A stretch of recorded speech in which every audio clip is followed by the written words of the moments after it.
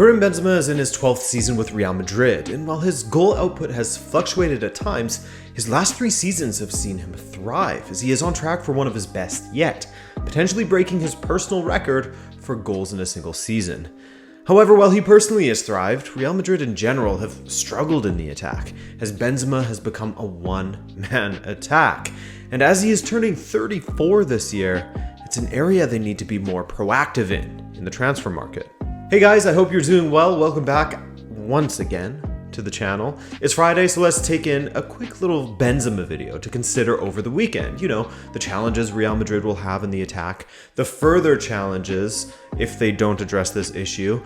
By the way, if you're a new face and want to take in plenty of football content weekly from across the top European leagues, consider subscribing. Publish multiple times a week. Weekend recaps, live streams, you name it. Now let's look at Benzema's goal output from the past, how he's doing this season, and look at some reasons why the rest of the attack just isn't living up to Karim's and their own standards. Karim Benzema was 21 going on 22 when he arrived at Real Madrid from Lyon, and he took a season to adjust to the new country and competition, not to mention his stalwart teammates, scoring just 9 goals across all competitions in his first outing. That said, he wasn't a guaranteed starter then, and with more opportunity over the years, building up his relationship on the pitch with Cristiano Ronaldo, the more goals he would score. Previously, his career high across all competitions was 31 goals at Lyon, but in the 2011-12 season, Benzema just beat that total with 32. This season, he's on track to beat that. In the 2015-16 season, Benzema's most industrious when it comes to goal involvements. He scored 28 across all competitions while continuing to refine his passing ability and rack up assists. I mean, there's a reason why Cristiano Ronaldo loved playing with Benzema so much. His link-up play is stunning, and his assist numbers reflect that. But hey, we're not talking about assists. Well, they aren't completely relevant when talking about the attack, but we're focusing on goals here. Following the 2015-16 season, there was a notable downturn in his performances. Reasons for this could be due to the fact that this came around the time that he was going through a lawsuit surrounding the blackmail charges and was booted from the French national side. Current manager Didier Deschamps saying he would never recall him. That must have taken a toll on him and his play. Some like to speculate and say that Benzema was also playing for Ronaldo, and perhaps he was in some degrees, but honestly, he was missing easy chances, and the 2017-18 season was a massive dip in output. 5 goals in the league from 32 appearances, 12 goals across all competitions from 47 appearances. Thankfully for Real Madrid and Zinedine Zidane, he's flourished since then, but nobody else has. For the last 3 seasons, Karim Benzema has been doing all of the heavy lifting for Real Madrid in the attack. In fact, he's scored just over a third of Real Madrid's goals in the past 3 seasons. He's scored 85. The second highest scorer, Sergio Ramos, the main penalty taker for Real Madrid, who has scored just under 1/3 of the goals that Benzema has, with 28 for himself. 28 to Benzema's 85. I've linked to a great breakdown of this in my sources, by the way. You should check it out. A creation by an account called Varnagel1. Gareth Bale has 11 fewer than Ramos with 17, Casemiro on 15, and on and on. Things just aren't really working out for Real Madrid in the attacking department, as nobody else can keep up with Benzema in the goals department.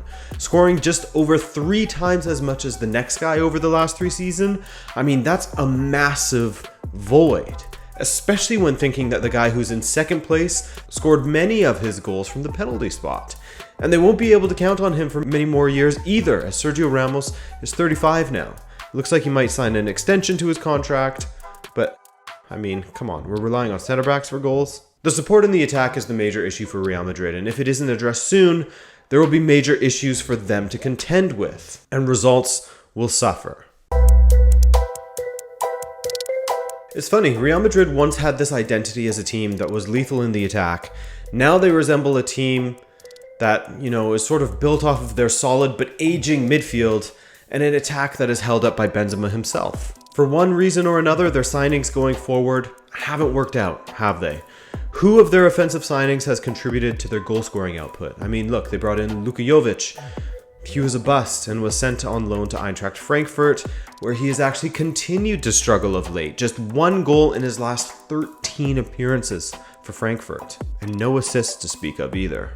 Asensio showed so much promise, scoring goals that would dip and swerve into the net from distance at a regular tick, looking decent with combination play, but ever since his injury that caused him to miss almost the entirety of the 2019-20 season, he hasn't been able to find that kind of form. And speaking of long-term injuries, I mean, that's been the story of Eden Hazard's Real Madrid career so far, rolling out like a nightmare as opposed to the dreams he had of joining Los Blancos. In theory, he would have been an incredible partner to Karim Benzema in the attack, and we saw some glimmers of that at times when he was healthy and in form. But he's barely been healthy and in form. It's at the point now where his injury cycle will continue if Real Madrid force him back. I mean, he had a cameo appearance against Chelsea this week and will need to continue his slow implementation in order to regain full fitness, or else he'll have another long layoff. Then there is the Brazilian youngsters such as Vinicius and Rodrigo, with Reinier waiting in the wings as well. However, the latter was sent on loan at Borussia Dortmund and hasn't made a mark. But when it comes to Vinicius, he's great with the ball at his feet and running at opponents, at least when he isn't running out of bounds, as he does now and then. But his final ball is tragically poor for an attacker, as is his finishing, causing him to contribute a lot less than he perhaps should, and for the "he's playing against us" sort of memes to continue. Rodrigo, I like what I've seen from him, but his opportunities have been few and far between, rarely a starter. Injuries have contributed as well. From a technical point of view, I feel like he can contribute well, as he has decent vision and can hit a banger on goal now and then, but again, just not enough of an impact from him. Then there's Isco, who has fallen off of the rails and has seemingly lost the trust of Zidane. Vasquez, who has actually turned out to be a fairly effective right back, while he was much maligned by the Madrid faithful as a winger. And of course, there's Mariano. So if you're Zinedine Zidane and you're looking at the options you have available to you in the attack, suddenly it may feel like if there are no signings made this summer, that you'll be forced into, relying on Gareth Bale next season when he returns from loan. Something he hasn't been able to do, whether through injury to Bale or lack of motivation, what have you.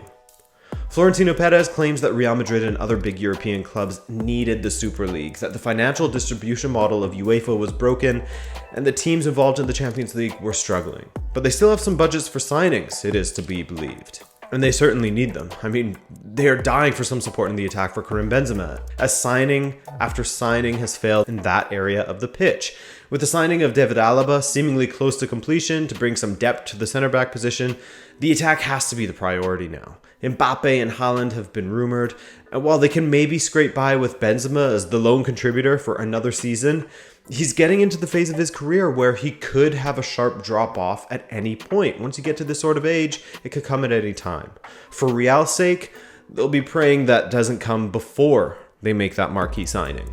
And I mean, ideally, they would be proactive about it and get that signing in there while Benzema is still an effective player, so that he can sort of take him under his wing and have a continuation of success. Not Benzema leaves, there's a dip, and then this new signing has to be bled in, and then they start seeing results from it. What do you think about Real Madrid's attack? Do you think they'll bring in someone this summer? Will it wait another summer? I'm interested to see your comments below. I thank you guys for watching this video. Be sure to drop a like if you enjoyed it, or a dislike if you didn't. My name's Adrian, this is Rabona TV, and have a great weekend. Ciao.